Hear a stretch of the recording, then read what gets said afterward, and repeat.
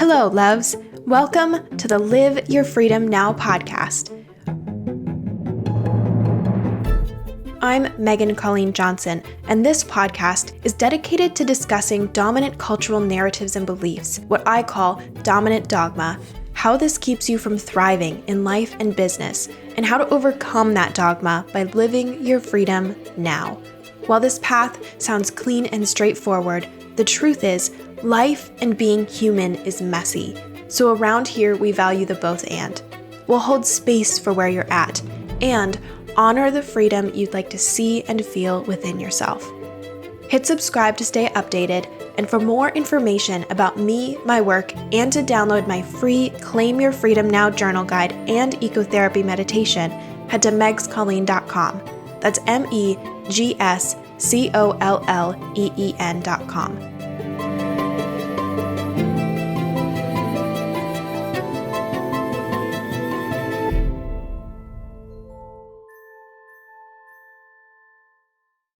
Hello, free thinkers. Welcome to today's episode.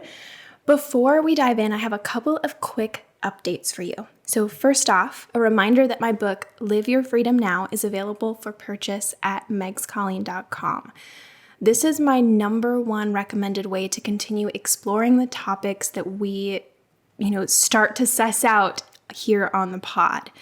In this book, I offer short, practical stories and explorations into what freedom is, what it is not, and then I walk you through 5 practices of freedom to begin your personal freedom journey. So that's number 1. Number 2, I wanted to let you know that every Monday morning from 8 a.m. to 9 a.m. PST, I go live on the app Insight Timer to pull affirmation cards. I offer journal prompts and just kind of some additional musings and teachings to start your week. So this space has proven to be such an encouraging way to start the week, both for people attending and for myself. So I wanted to let you know that this is happening, and I invite you to join. Number 3 is I'm currently accepting new one-on-one coaching clients. So my coaching work is carefully facilitated to help you before, during, and after seasons of overwhelm, transition, and executive function burnout, so you can rise empowered and root into freedom no matter what is in front of you. All of my coaching is trauma-informed, neurodivergent, and LGBTQIA+ affirming, and rooted in the belief that you are already whole.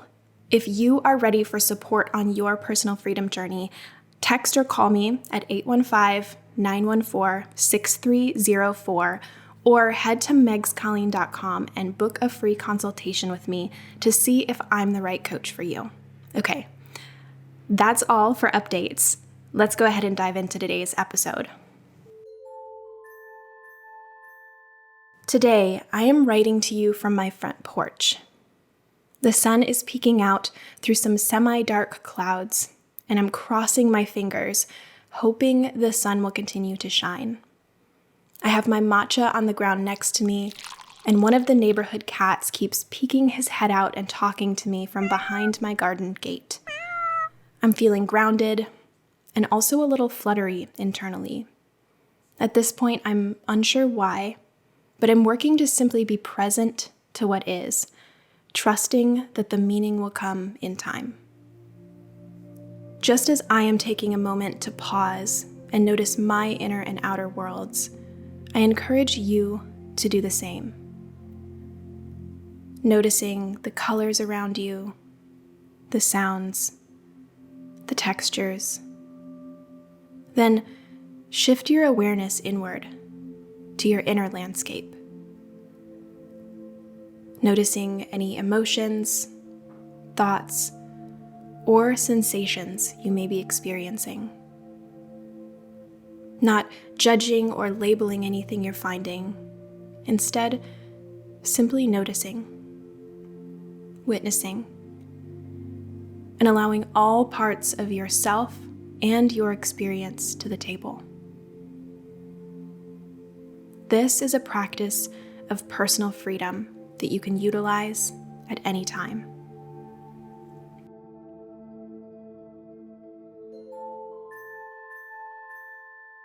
Today, I am exploring the freedom beyond the phrase, "I'm not where I should be," by offering the myth of Sisyphus. Now, upon writing this, I have to apologize because I realized that in my recording for the last episode, I said I was going to explore the myth of King Midas, but I had already altered the myth and forgot to update my script for recording. So, no King Midas today, perhaps another time, but today we're exploring Sisyphus. Before I even share the myth with you, I want to first offer the quote that one YouTube video shares in preparation for this myth. Life is a journey, not a destination. Ralph Waldo Emerson. I realize that this quote gives away kind of where we're heading, and for many, if not all of us, this quote can at times feel trite and frustrating, but bear with me, there's a lot we're going to unpack along the way, and hopefully we'll shift this quote from feeling trite to feeling expansive. Let's dive into the myth. According to Homer, Sisyphus, the king of Corinth, was one of the wisest mortals to ever live. However, perceptions of him differed, and most recollections of his myth describe him as cunning and deceitful. Whether wise or cunning, he often used his cleverness to commit acts of trickery and defiance against the gods, believing that through his creativity, he could defy fate and outsmart the gods. One of Sisyphus's most audacious acts was when he revealed the secrets of the gods. He betrayed their trust by divulging information that was meant to be kept among the divine beings. This act of defiance angered the gods, especially Zeus, who sought to punish Sisyphus for his arrogance. As punishment, Zeus commanded Thanatos, the personification of death, to chain Sisyphus and drag him down into the underworld. However, he managed to outwit Thanatos by convincing the god of death to demonstrate how the chains worked, and Sisyphus imprisoned him instead. With Thanatos imprisoned, death ceased to exist. This caused chaos and disorder among both mortals and gods, as no one could die. Hades, the ruler of the underworld, pleaded with Zeus to rectify the situation. In order to restore balance, Zeus was forced to intervene personally and release Thanatos from his captivity. Upon his release, Thanatos descended upon Sisyphus to fulfill his original task of bringing him to the underworld. Sisyphus, realizing the dire consequences that awaited him in the afterlife, quickly devised another plan to escape his fate. He convinced his wife, Merope, not to perform the customary rituals and offerings for his burial after he died. This ensured that his spirit would not be accepted into the underworld. When Sisyphus died, his spirit arrived in the underworld, but he was refused entry due to the lack of proper burial rites. Sisyphus used this to his advantage, persuading Persephone, queen of the underworld, to allow him to return to the mortal world to rectify the oversight. Persephone, intrigued by his persuasive abilities, granted his request. Sisyphus returned to Corinth and resumed his kingly duties. However, he lived the rest of his days with the constant knowledge that death would eventually come for him. The gods, particularly Zeus, was not pleased with Sisyphus's ability to evade fate and defy the natural order of things. Upon his eventual demise, Sisyphus was condemned to eternal punishment in the underworld. His task was to roll a massive boulder up a steep hill, but every time he neared the summit, the boulder would slip from his grasp and roll back down to the bottom, forcing him to begin the task anew.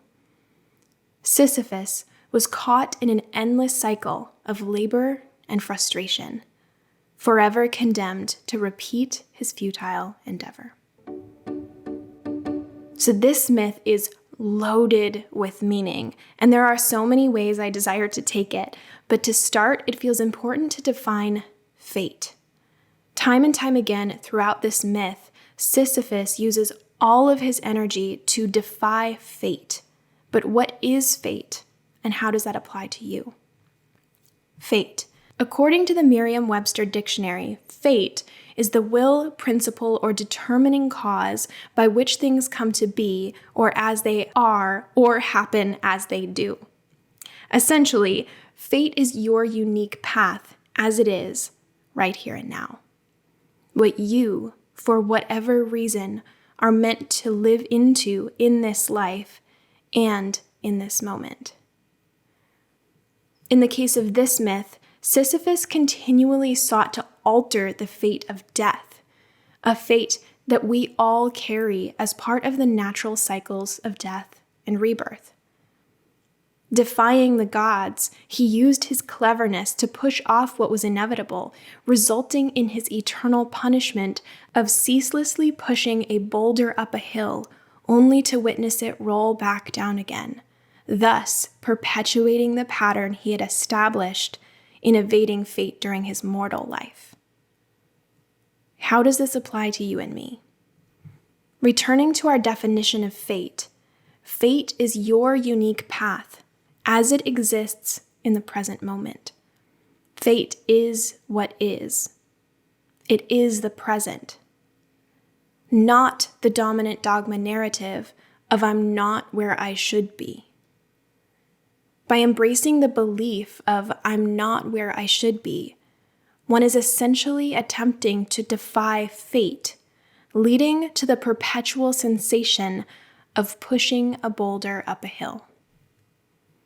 Instead of claiming the present, claiming freedom in the present, enoughness in the present, grief in the present, joy in the present, all the things in the present, it's trying to be more clever than the natural patterns of the universe in order to fit someone's definition of what quote-unquote should be. The freedom beyond the dominant dogma that says I'm not where I should be is accepting, allowing, and dancing with your fate. It's claiming full presence. However, that's not all this myth has to offer, because being with the present and being with fate can be fucking miserable, and I want to offer one more lesson from this myth. Fate is not always easy to face. And as my coach Madison Morgan says, life is going to life, meaning no matter what we do, life will always do its thing, which leads me to the gods. In the myth, Sisyphus pushes fate away by defying the gods. Looking at this myth metaphorically, because that's always the best route to go, I see these gods as reflecting our own inner conflicts. Utilizing the book Archetypal Imagination, it states, when the gods left Olympus, Jung suggested they went into the unconscious and reign now in the solar plexus of the individual, or are projected onto the world via the sundry sociopathies of a fragmented civilization. More simply put, the gods of myth are mirrored in the conflicts, emotions, and experiences that we hold internally and that are projected and lived out in our day-to-day, our communities, and in our culture. Using the god Sisyphus sought to defy most regularly in the myth, Thanatos, or death, we see this pattern mirrored in culture everywhere. In an effort to defy the inner conflict we have with death, we seek to make ourselves appear younger through creams, injections, surgeries, and Photoshop. In an effort to avoid the inevitable pain and suffering of life, we self-medicate through alcohol, drugs, entertainment, sex, you name it. Citing James Hollis again, not only do we flee the disruptive powers of the gods, or our inner conflicts, we tend to shun the invitation to enlargement which such encounters invite. More simply put again, instead of honoring our inner gods or inner conflicts and being with our fate, we keep quote-unquote shoulding ourselves elsewhere, thus missing both the good and the bad of the present. I should be happier. I should be further ahead. I should be more successful. I should be struggling less. I should be, you fill in the blank. Citing James Hollis one more time, also, if you haven't read the book Archetypal Imagination, I highly recommend. He states, there is no need in a polytheistic psychology to integrate, to quote-unquote get it all together, or to find some ultimate blending of the many impulses and directions that erupt from the soul.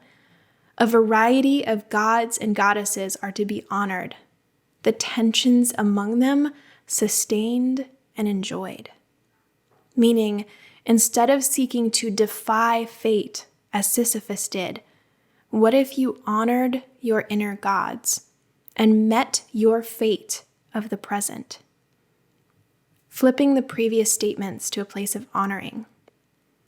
I honor the happiness I do have. I honor where I am now. I honor both the successes and the failures of my life. I honor my struggle. What does it look like to honor the inner gods of your lived experience? Only you can truly decide. But for me, it looks different depending on the, quote unquote God. The God of struggle often looks like being with my anger and angst, truly allowing myself to be angry about my struggles, expressing it through song, through tears, through journaling, to my struggle and my fate. I also find that having an altar is extremely supportive for me, where I use objects to honor my lived experiences. I place meaningful items on the altar, candles, drawings, images, whatever feels supportive for this honoring process. The truth is, I could go on and on regarding this topic, but I want to keep things manageable. Ultimately, the freedom on the other side of I'm not where I should be is claiming full presence and honoring all the tensions or inner gods that try to keep you from full presence is part of that process. And that is where I'm going to leave you today. As always, I offered my perspective into working with this myth, but I encourage you to notice what is present for you. This type of practice can feel elusive, intense, and confusing, so I encourage you to drink lots of water, move your energy around however you prefer, and email me how this lands for you.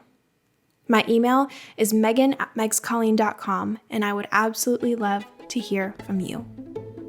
I will see you in a couple of weeks. Freedom is yours.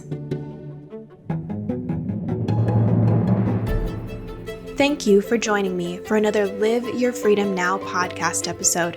If you enjoyed this episode, I'm always so grateful for a 5-star rating, and you can learn more about me, my work, and download my free Claim Your Freedom Now journal guide and ecotherapy meditation at megscolleen.com. That's megscolleen.com. I'll see you next time, and as always, freedom is yours.